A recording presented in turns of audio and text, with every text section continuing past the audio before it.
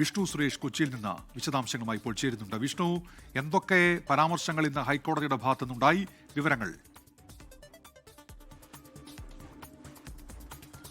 ഉന്മേഷ, VM Vinu പ്രധാനമായും ഹൈക്കോടതി നൽകിയ ഹർജിയിൽ പറഞ്ഞിരുന്നത് രണ്ട് കാര്യങ്ങളാണ്. അതിലൊന്ന്, തന്റെ വോട്ട് വെട്ടിയതിനു പിന്നിൽ ഭരണകക്ഷിക്ക് പങ്കുണ്ട്, അത് CPM-ഉം ഇടതുപക്ഷവും ചേർന്ന് നടത്തിയ ഗൂഢാലോചനയുടെ ഭാഗമാണ്, ജനാധിപത്യ മര്യാദകളെല്ലാം ലംഘിച്ചുകൊണ്ടാണ് CPM-ഉം ഇടതുപക്ഷവും ഇത്തരത്തിൽ പ്രവർത്തിച്ചത് എന്ന് ഹർജിയിൽ വ്യക്തമാക്കിയിട്ടുണ്ട്.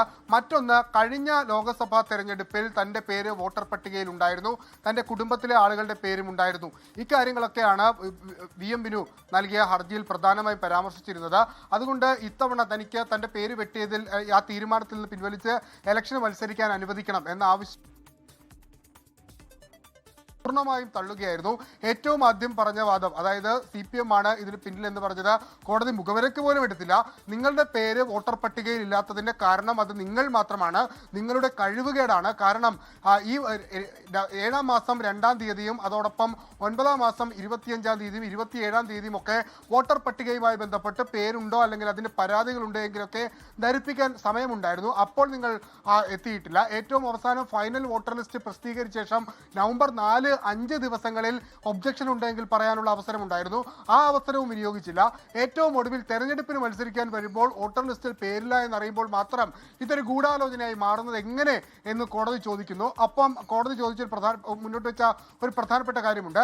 നേരത്തെ കഴിഞ്ഞ ദിവസം വൈഷ്ണവയുടെ സ്ഥാനാർത്ഥിത്വവുമായി ബന്ധപ്പെട്ട ഹർജി ഹൈക്കോടതിക്ക് മുൻപാകെ വരികയും ഹൈക്കോടതി അതിരൂക്ഷ വിമർശനം ഉന്നയിക്കുകയൊക്കെ ചെയ്തിരുന്നു. അത് സർക്കാരിനെതിരെയും അതോടൊപ്പം തെരഞ്ഞെടുപ്പ് കമ്മീഷനെതിരെയൊക്കെയാണ് വിമർശനം ഉന്നയിച്ചത്. വെറും രാഷ്ട്രീയം കളിക്കരുതെന്നൊക്കെ ആ ഹർജിയിൽ പറഞ്ഞത് വ്യത്യസ്തമായിരുന്നു. കാരണം വൈഷ്ണവയുടെ പേര് പ്രാഥമിക ലിസ്റ്റിലുണ്ടായിരുന്നു, സപ്ലിമെന്ററി ലിസ്റ്റിലുണ്ടായിരുന്നു.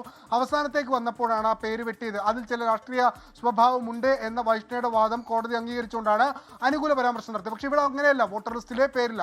അതുകൊണ്ട് അതിന് എതിർ പാർട്ടികളെ കുറ്റം പറയാനാകില്ല എന്ന കോടതി വ്യക്തമാക്കുന്നുണ്ട്.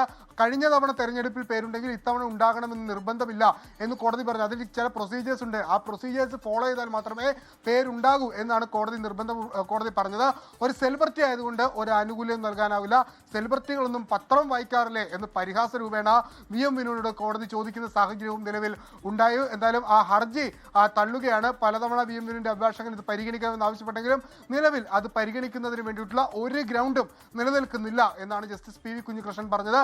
അതിരൂക്ഷ വിമർശനത്തോടെ പരിഹാസത്തോടെ VM വിനുവിന്റെ ഹർജി തള്ളുകയായിരുന്നു ഹൈക്കോടതി ഇന്ന് ചെയ്തത്. ഉന്മേഷം. വിഷ്ണു സുരേഷാണ് ഇപ്പോൾ വിവരങ്ങൾ നൽകിയത്. കൊച്ചിയിൽ നിന്ന് രൂക്ഷ വിമർശനത്തോടെയാണ് VM വിനുവിന്റെ ഹർജി ഇന്ന് ഹൈക്കോടതി തള്ളിയത്. ലോകത്തെവിടെയായാലും ഏത് സമയത്തും 24 വാർത്തകളും ഓഗ്മെന്റഡ് റിയാലിറ്റി പാക്കേജുകളും എക്സ്പ്ലെയിനറുകളും വിശദമായി കാണാൻ ഞങ്ങളുടെ YouTube ചാനൽ നിങ്ങൾക്ക് സബ്സ്ക്രൈബ് ചെയ്യാം.